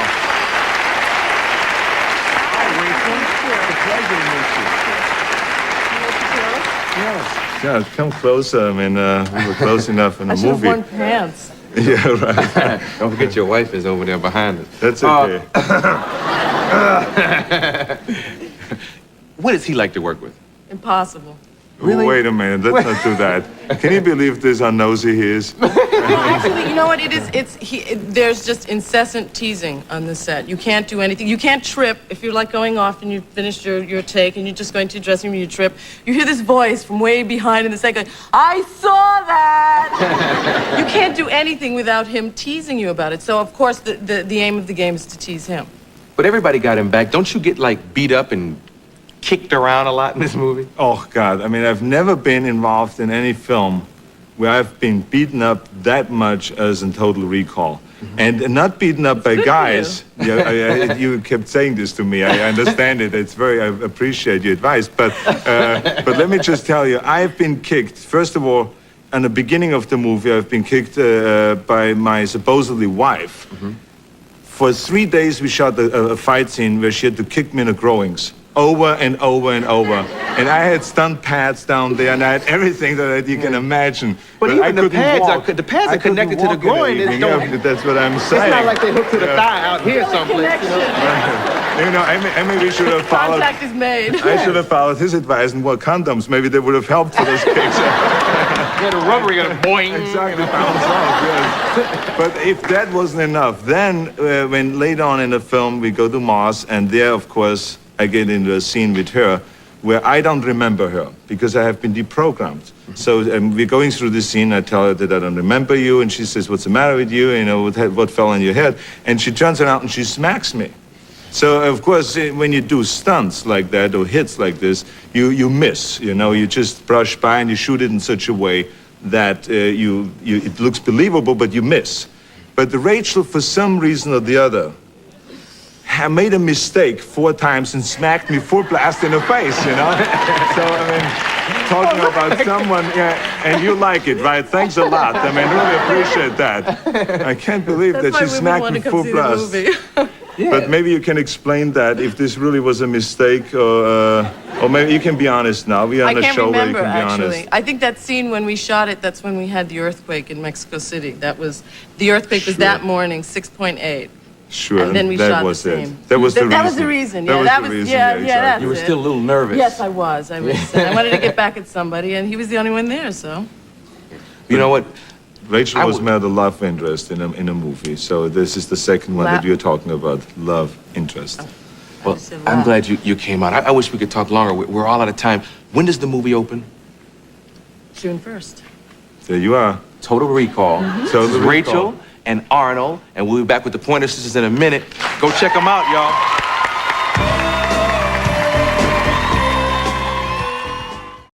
Yeah, he's on 4 or 5 magazines, isn't he? Yeah, 4 that I know of, but yeah, there could in fact be some more. Great. Hi, Paul. How you doing? I'd like to first start off with your involvement in the picture and how you came to it. It was sort of an Arnold's court, and Arnold, in fact. Yeah, I think what happened. This project was along for since I think about 10 years, isn't it? I mean, and several directors were involved. Several companies were involved, several actors were involved, but Patrick Swayze was involved, Richard Dreyfuss. It never got made till Arnold suddenly got a grip on the script and convinced Kuato to buy it. And from the moment that Arnold said, I want to do it, it was made. Now Arnold probably together with Kuato decided, decided that I would be a good choice. So I was invited to a meeting or a dinner, and they said, this is the script, this is Arnold, you want to do it. Why you? What did they feel that you could bring to the motion? Probably they thought the script has 2 levels, in fact, isn't it? It's an action, it's a big science fiction action movie, but it has also something else. It's about something about the mind or your sense of reality. Is what we are living in? Is this real, or are we the dream of somebody else? Yeah, are we God's dream, or are we really in complete reality? That aspect is there a little bit, and I think they thought that, or the European background, or Robocop, convinced them that I could hit that level too. That I would do all the action and the science fiction well, but I could also give it another touch that would make the film not empty. I don't think it's an empty film.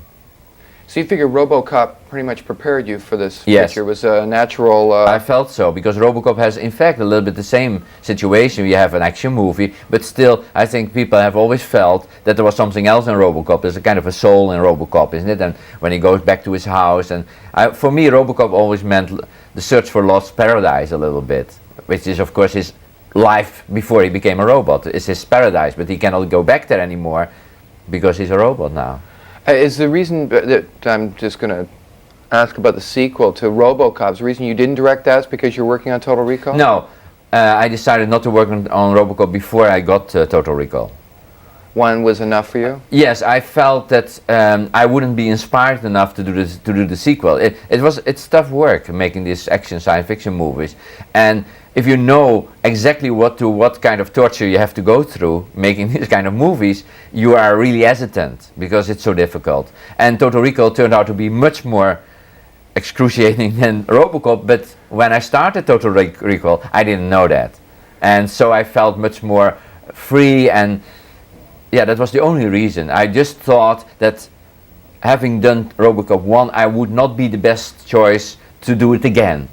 Perhaps Robocop 3 or 4, but not immediately the next one. I thought that would also be, from a creative point, would be really bad.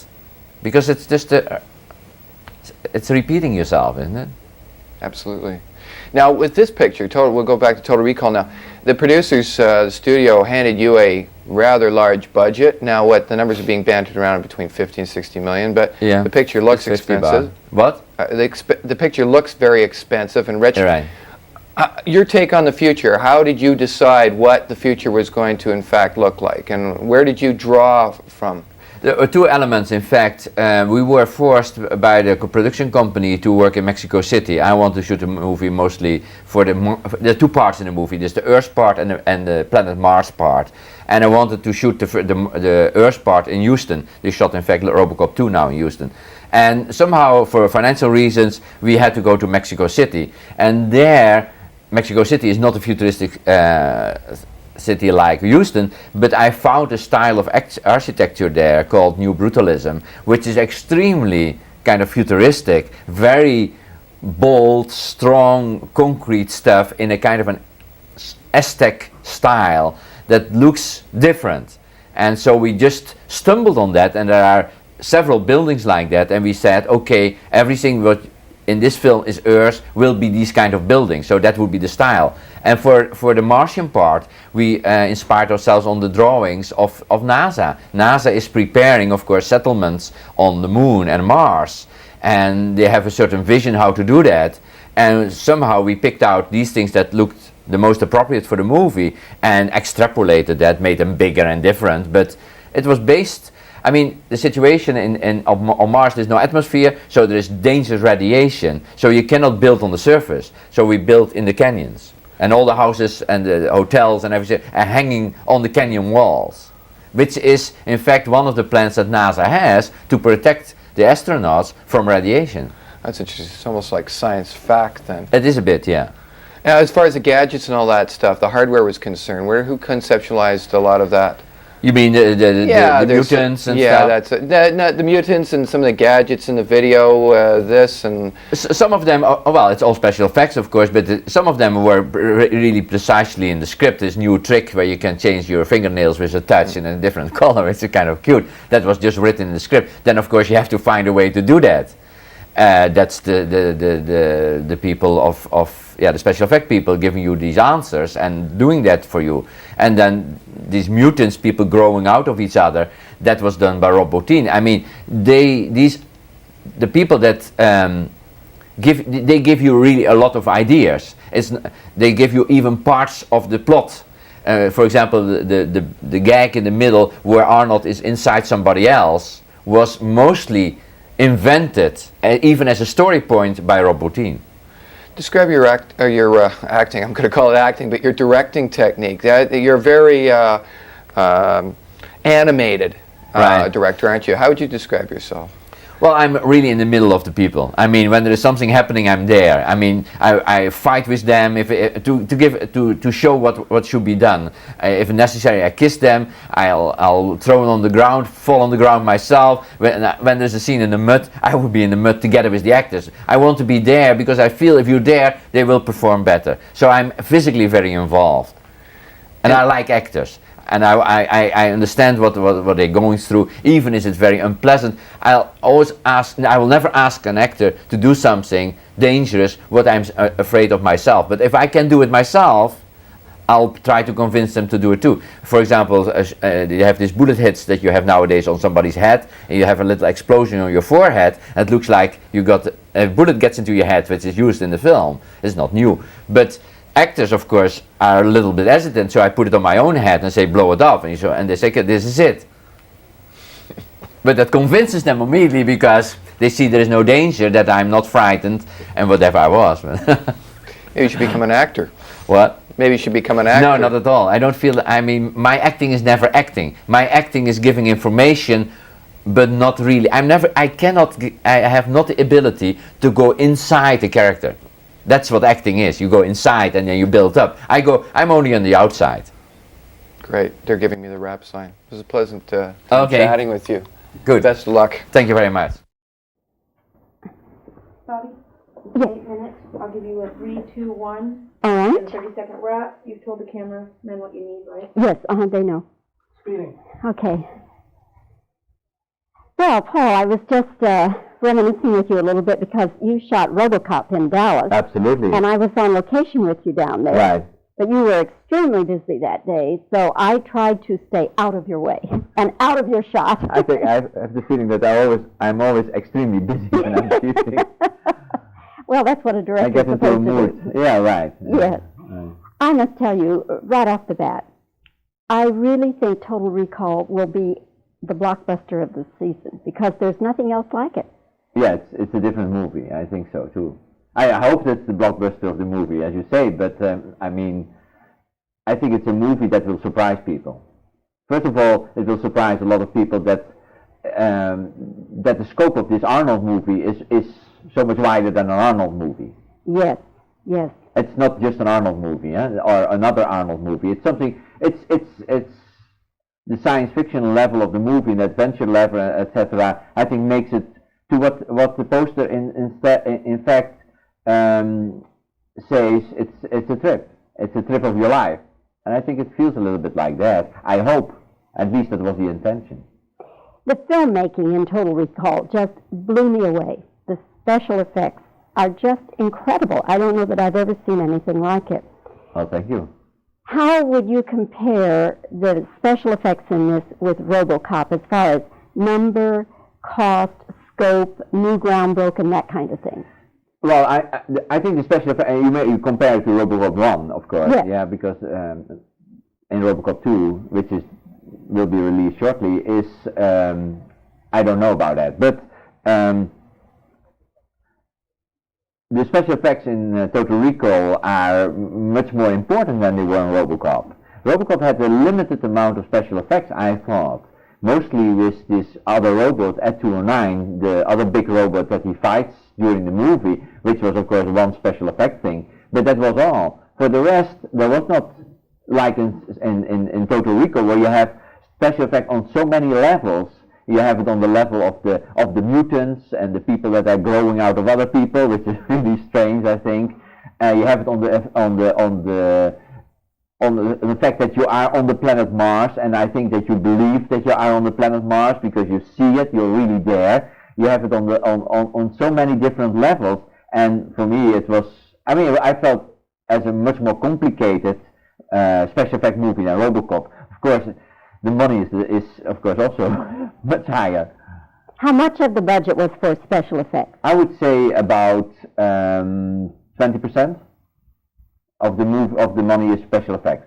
So what, 15 million? No, I would say about 10, about 9, 10. Is that a record? Do you know? No, I don't think so. I think some other movies like Willow and probably also The Abyss have probably the same or even a higher special effect budget. They're really special effect movies too, isn't it? Both. And I don't know exactly about the last Star Wars. That's a couple of years ago. In fact, what we are doing, we're just building on what other people discovered. I mean, everything that was done by Lucas and Spielberg, of course, is used in the movie, and then you extend it a little bit. We're just pushing the limits a little bit further, but it's the basic things have been done in the last 10 years by mostly by Lucas and Spielberg. The thing that people will say about this film when they come out, and probably they will say, many people will undoubtedly say, hey boy, what a trip, and that sort of thing. But they're also going to talk about the violence. Right. And some of it just seemed like it should be there and it wasn't excessive. And then I must say, Paul, that a couple of things really seemed excessive to me. Really? Yes. I guess I can go ahead and say it without ruining it. All Absolutely. right. The arms getting chopped off. Right. Well, that was based, in fact, that was something that I brought that in, and it was based, in fact, on a user experience I nearly had, and happily it didn't happen to me. When I was a kid, when I was 7 or 8, I went into a little elevator, which were these things that are turning around. You get in and it turns around, and because I was a kid, I was playing around and put my legs over the side. And suddenly there was exactly the same situation. The ceiling was coming and was nearly cutting off my legs. And fortunately, part of the ceiling they had loosened up, so it flipped around my legs. Otherwise, it would have cut off my legs.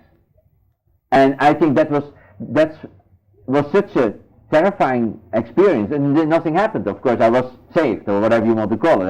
I didn't lose my legs, but it was such a gruesome idea that it nearly happened, that it obsessed my whole life. And then when I was making this movie, and we got to this fight in the elevator, which was in the movie, I suddenly, this vision of horror, because it is, of course, a vision of horror, came into my mind, and I felt compelled to do it. And I might be wrong, but it was a very personal thing, yeah. I mean, but that's probably the most difficult things for a director to judge. I mean, the level of violence in things that you have experienced yourself seem to be normal to you. And then you are not a good judge of your own work probably anymore. That might be true. And if you say that's over the top, or I feel that as really violent, I say, well, I might not be able to judge that myself. I felt it like this way, and I expressed it that way, and I hope it's acceptable. It's a real scene, but I mean, strangely enough, as you saw yesterday, people, I mean, it sounds terrible, but people enjoyed it really, and they were laughing. I mean, and applauding. And applauding about it. They were glad that the bad guy got it that way, because they hated him so much, they said that's what he should get. But that was amazing. I mean, not amazing probably, I mean, basically I feel, of course, that people, I won't say that people like violence, but that violence is a basic issue for the human mind. Yeah, I think people are knowing that somehow we are still wild apes, and that part of our behavior is mixed with violence, and we are not able to get rid of it. I don't say, from an evolution point of view, it will take us probably a couple of million years to get rid of that. Paul, let me ask you very quickly, why did you not do Robocop 2? Because I felt that because I knew it too well. I mean, it's these special effects movies are so difficult, and I think are also kind of crucifying for the director because of all the exhaustion. And I felt with Robocop that I would know exactly over what big hills I had to jump, and I would know it too well. And I felt not inspired then. I thought, well, this is going to be so difficult again. Now, Total Recall turned out to be much more difficult, but I was lucky there. I didn't know the problems, and I was facing them along the way. I didn't know. I was going over the hill, and I said, oh, I'm there. And then there was another hill, but I never knew how many hills. Robocop 2, I would have known. Somehow, Paul, I don't ever see you doing a little drawing room comedy. I just don't see you But I want to do that. Do you really? Yes, absolutely. I'm trying to find something which would be just actors and without special effects, and just go for acting, I would say, in a film like A Fish Called Wanda. I love a film like that. I would love to find a script to do something like that. I mean it. I'm not, yeah. I'd like to see you do something like that. And I'm trying to find that, but it's not easy to find. A film like A Fish Called Wanda is difficult. That kind of scripts are not that much available. Well, Paul, I just know that Total Recall is going to do well for you. And wimp that I am, devout coward that I am, I must tell you that I was impressed with the film. Oh, thank you very much. Yes, and I think it'll do really well for you. Thank you. Thank you, Paul. Okay. Do you think this is the real Quaid? It is. The film received generally positive reviews from critics, regarding its imaginative storyline and intense action scenes. Roger Ebert, the renowned film critic, gave Total Recall a favorable review, highlighting Schwarzenegger's performance and the film's ambitious narrative. The movie also performed well at the box office, grossing over $261 million worldwide, making it one of the highest grossing films of 1990. I just want to kill you. No, I don't know, but it had something to do with Mars. Mars? She's his wife on Earth, but is she on the level, and is she really his wife? When he gets to Mars, another woman doesn't think so. How's it thank God you're alive? Take this thing out of the case. Arnold gets a message from his own past, while a goon squad tries to kill him under orders from the big boss on Mars. Hello, I'm Johnny Cap. Where can I take you tonight? Like all of the Schwarzenegger action pictures, this one varies the pace with flashes of humor. You got a lot of nerve showing your face around here, Hauser. Look who's talking. Hey, Tony, give the big guy a break. Relax. You'll live longer. One of the intriguing things about Total Recall is that there's always the tantalizing possibility that everything in this movie is a dream.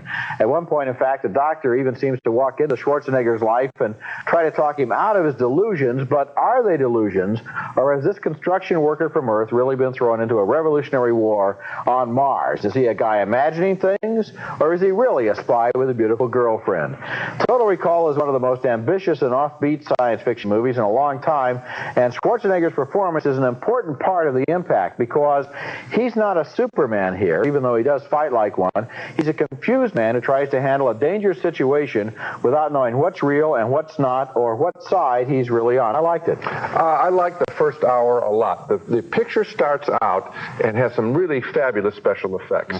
There's a thing where they go through a scanning device, like going through an airport X-ray detector, and the whole body is X-rayed. And the way that special effect is done is exciting. Once he gets to the red planet, I think the picture starts to resemble itself all the way through, which is it real, is not real, and he's fighting this one guy. And for me, the back half of the picture broke down. I enjoyed thoroughly the beginning part. I wish they had come up, I don't know whether they need a third act or some kind of resolution, But as I was sitting there and watching... Well, no, I enjoyed the second hour because I enjoyed...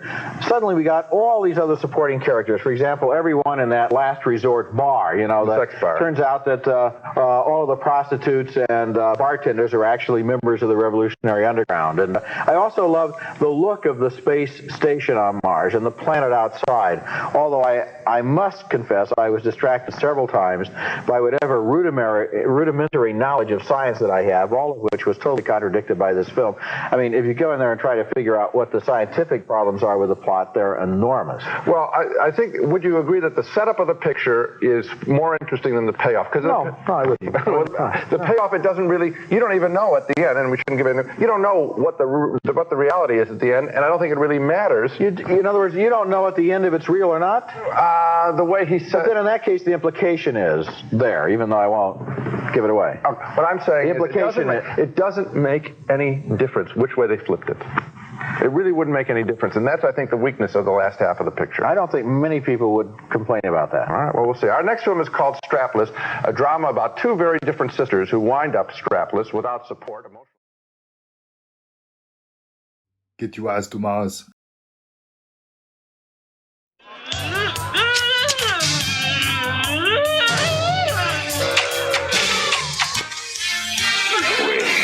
Catch! Get ready for a surprise! Fasten your seatbelts for the thrill ride of the summer. Welcome to Mars, man! A mammoth teeming fantasy vision. There!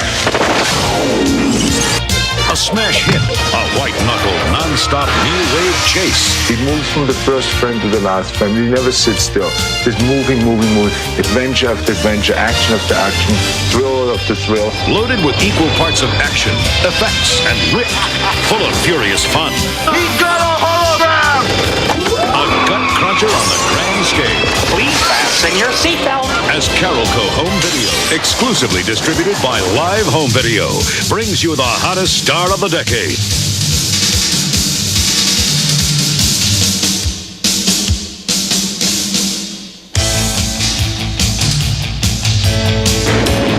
I'll be back. A star whose mega hits like Terminator, Twins, Red Heat, Running Man, Predator, and Conan the Barbarian have totaled over $1 billion worldwide at the box office. All I care about is to have the perfect material on the screen so everyone all around the world gets entertained with the best film possible. A star whose movies mean constant turns for retailers, having reigned for a total of over 200 weeks on Billboard's top-rating video charts. Get set for total Schwarzenegger. You got a lot of nerve showing your face around here. Look who's talking. In his most thunderous adventure yet. This is the biggest film that I have ever worked on in my life. It is huge. It's twice as big as anything else I've ever done. Total Recall.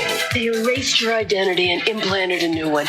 If I'm not me, who the hell am I? At the box office, Total Recall earned over $25.5 million in its first 3 days for the biggest opening weekend of 1990. Not bad, huh? The movie is approaching a staggering $120 million to date. Now, the runaway hit of the summer is the hottest gift for Christmas. Total Recall. Price to sell at $24.99 with $8 million marketing dollars behind it. Total Recall is certain to be one of the top-selling and top-renting videos this holiday season. That's for making me come to Mars. The film was directed by Paul Verhoeven, whose smash hits include Robocop. I saw Robocop, and I was then convinced that only he would be the right director for the project. I'm coming for you, baby! Screw you! Co-stars include gorgeous Sharon Stone, Give you something to dream about. whose nasty girl role has earned her major media attention, including a recent spread in Playboy magazine. You wouldn't hurt me. After all, we're married. Consider that a divorce. Full of pulse-pounding action, sizzling romance, sky-high consumer awareness. Then what? And Schwarzenegger. Total Recall has all the ingredients to make it the #1 action-adventure sell-through champion of all time. You think this is the real Quaid? It is. In fact, studies have shown that a strong percentage of consumers are anxiously waiting to purchase Total Recall on video. It's very good for all audiences, for young and old, for women and men. And when asked if you could purchase only one title, Dick Tracy or Total Recall, the majority of respondents chose Total Recall. Is he going to remember any of this? Not a thing. Oh, really? In a total commitment to maximize sales, Live Home Video is supporting this release with a massive $8 million marketing campaign. And we'll pump over $4 million of these dollars into a TV blitz designed to make every adult in America aware of Total Recall. In a concentrated 4-week span, spots for the video will air continuously on all 3 networks, plus Fox, MTV, CNN, USA, and ESPN. Buys will include repeated placement in Monday Night Football, College Football, 30-something, LA Law, Equal Justice, Wise Guy, Midnight Caller, MacGyver, The Arsenio Hall Show, and Late Night with David Letterman. Live's commitment is to place Total Recall on every consumer's gift list this Christmas season. Hello, Hauser. What you been feeding this thing? Blondes. Plus, in-store reinforcements will include a 48-piece floor display and a 24-piece counter display. Live Home Video has already generated major excitement for this title by supplying 15,000 retailers with the making of Total Recall, a video designed for in-store play that can also be used as a free bonus renter for consumers. Plus, we've been turning up the heat on this release by placing trailers for Total Recall at the head of over 1 million of Live's top renting video cassettes since November of 1989, resulting in over 10 million gross impressions. Total Recall, the action-adventure masterpiece that will be a #1 bestseller for years to come. I'm counting on you, buddy. Don't let me down. With the biggest theatrical gross of any Schwarzenegger film yet, and a multi-million-dollar TV ad blitz behind it, Total Recall is the event destined to catapult video sales into the 21st century. You're making it happen. So fasten your seatbelts for Total Recall. We hope you enjoyed the ride. Coming to video November 1st with a price tag of $24.99. Total Recall carries a minimum advertised price of $18.88 for 30 days. Total Recall was released on VHS and Laserdisc on November 1st, 1990. It was rushed out to take advantage of the Christmas season. It was priced at $24.99, a relatively low figure compared to the standard prices closer to $90 because audience research had shown a willingness to purchase the film due to its rewatchability. Get ready for a surprise! Ocean Software presents the long-awaited Total Recall, the stunning computer game. Play Doug Quaid in this thriller-second all-action chase experience. Confronted by unknown adversaries on Earth, the pursuit takes you to the planet Mars and the real truth, where Quaid faces his ultimate destiny. A roller coaster of adrenaline, deadly encounters, and explosive energy with a startling climax.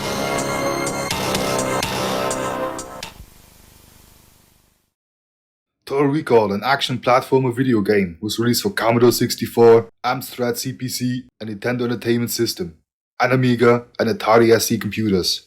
A ZX Spectrum version was planned but cancelled because it would not be ready for the Christmas 1990 release date.